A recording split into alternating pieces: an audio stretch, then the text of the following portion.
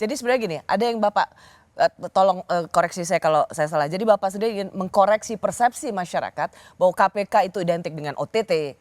OTT adalah senjata paling ampuh dari KPK. Itu ingin ada koreksi ya. Betul. Bukan begitu. Karena begini, Pak Luhut juga Menko Marves pernah mengatakan, dulu saya dibully, dibilang kenapa Pak Luhut nggak setuju OTT? Ya nggak setuju lah kalau bisa tanpa OTT. Kenapa bisa OTT? Kan kampungan itu.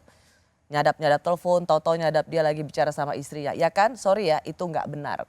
Apa yang ingin juga tapi Bapak koreksi dari pernyataan ini bahwa OTT itu kampungan? Ya tidak kampungan juga ya, tapi dia bukan merupakan cara bertindak utama.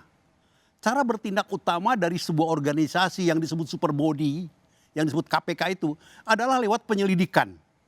Penyidikan dan pembuktian secara ilmiah. Follow the money. Proses-prosesnya kita teliti satu persatu. Sehingga bisa diungkap sebuah konspirasi korupsi yang besar. Besar jumlahnya, besar pelakunya dan segala macam. Bahwa dilakukan penyadapan-penyadapan dalam rangka mentrace kemungkinan melebarnya jaringan, itu boleh saja. Tetapi bukan untuk kepentingan OTT. Pada tertentu, OTT perlu dilakukan. OTT itu dilakukan pertama kali oleh jilid pertama. Ya. Pada tahun 2005.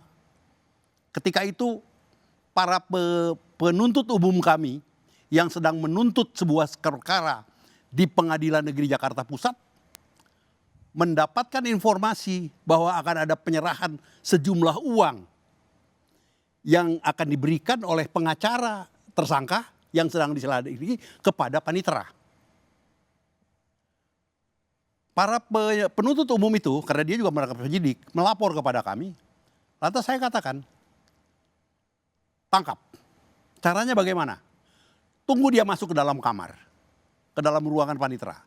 Kalau dia keluar lagi dengan tidak membawa tas, maka delivery telah terjadi. Dan itu ditabrak. Terbukti kemudian bahwa tas yang dibawa oleh si pengacara itu ke ruangan paniteranya diketemukan di bawah mejanya. Berarti telah terjadi delivery. Penyuapan terjadi. Itulah OTT. Tapi itu bukan cara bertindak utama dalam rangka mengungkap kasus utamanya. Kasus utamanya kita berjalan. Jadi OTT boleh dilakukan tapi jangan lantas dijadikan pemanis, sweetener untuk sekedar menyenangkan masyarakat, menjadi entertain di dalam layar kaca. Ya seperti kata saya tadi, kalau memang tujuannya untuk menyenangkan masyarakat, bukan untuk memberantas korupsi, ya kita minta saja dengan segala kehormatan, Cak Lontong yang juga seorang intelektual, Komeng dan beberapa teman-teman lain, mungkin Rossi untuk menjadi pimpinan KPK. Sehingga lengkaplah entertain ini. Tapi masalahnya adalah KPK itu diadakan untuk entertain atau untuk memberantas korupsi. Kembali dong ke core bisnisnya gitu loh. Ya.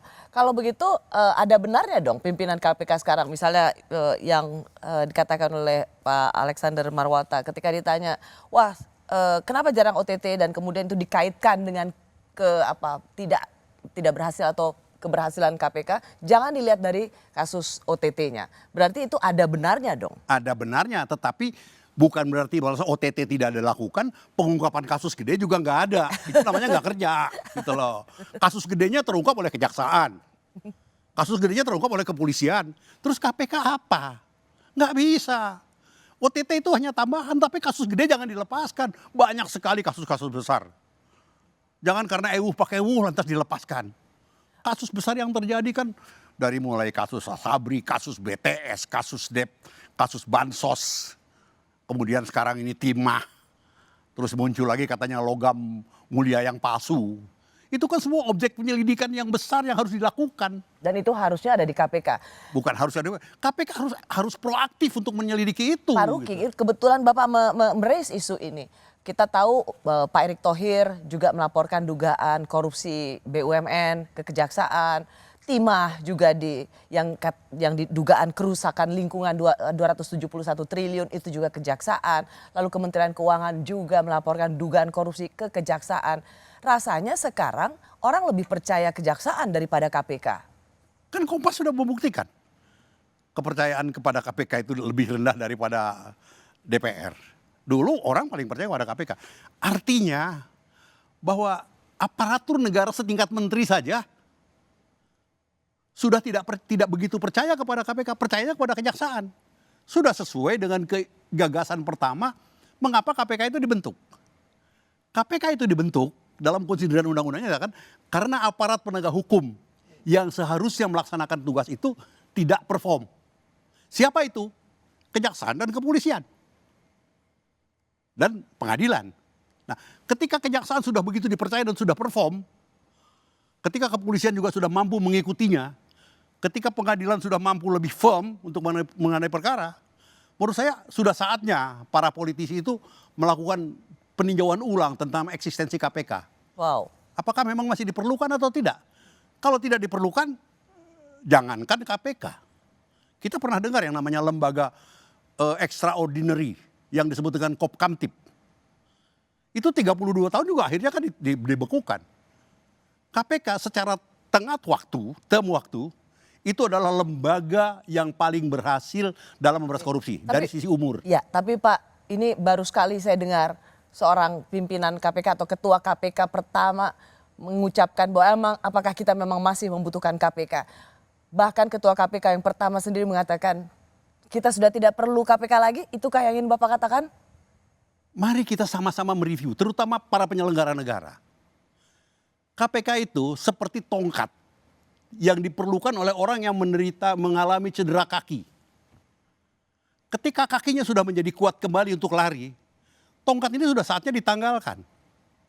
Tapi kalau kakinya masih belum terpincang-pincang, masih perlu dibantu oleh tongkat ini dalam berjalan dan tegak, pertahankan keberadaan KPK ini, keberadaan tongkat ini. Itu adalah sebuah lembaga yang disebut dengan extraordinary body. Oke, katakanlah itu yang dirasakan oleh pasiennya. Ya. Bahwa perlu tongkat apa enggak. Tapi dokter atau yang melihat dari luar juga bisa melihat secara klinis. Dia sudah bisa jalan atau tidak. Bapak ngelihat KPK harusnya dibiarin apa bubarin? Harus diperkuat ini, tongkat ini. Bukan itu pertanyaan saya. Dibiarkan saja atau seperti banyak seruan orang, bubarkan saja? Menurut saya belum saatnya dibubarkan. Kenapa? Karena penyelenggara negara kita belum memiliki komitmen yang kuat untuk memberantas korupsi. Masih perlu ada extraordinary body. Tetapi extraordinary body harus dibetulin dulu. Oke. Jangan yang seperti sekarang ini. Ini kacau nih. Dari mana kita mau mulai? Tapi mari kita berangkat dari sebuah keadaan. Pak, banyak dari mereka yang dulu belain KPK, itu juga sudah mulai terang-terangan bahwa sudahlah KPK tidak perlu ada atau bubarkan saja. Dan sempurnalah rencana awal memang bagi sebagian orang yang memang ingin melumpuhkan KPK. Dengan kondisi seperti sekarang, Bapak masih punya faith, masih punya hati yang percaya pada KPK? Atau Bapak sebenarnya dari tadi hanya jawaban aman aja, Pak?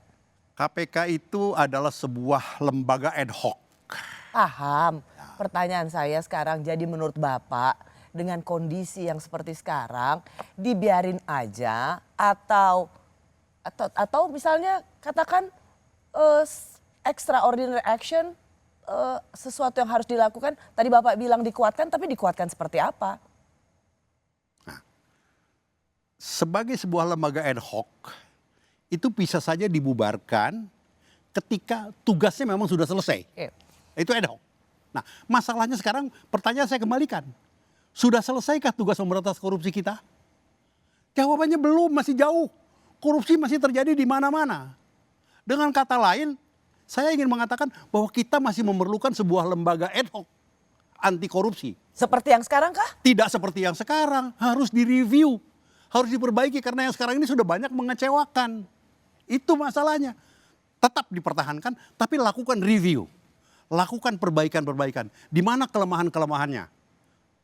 Itu pendapat saya. Oke. Jangan yang seperti sekarang. Kalau seperti sekarang ini ya sudah tinggal menunggu aja. Tinggal menunggu Desember nanti dilantik karena habis masa jabatannya. Dijalankan mungkin 5-6 bulan tinggal nunggu amruknya aja kalau masih seperti yang sekarang ini. Kalau istilah saya mungkin kalau kapal laut itu perlu docking dulu deh. Kalau mobil mungkin perlu di overhaul dulu.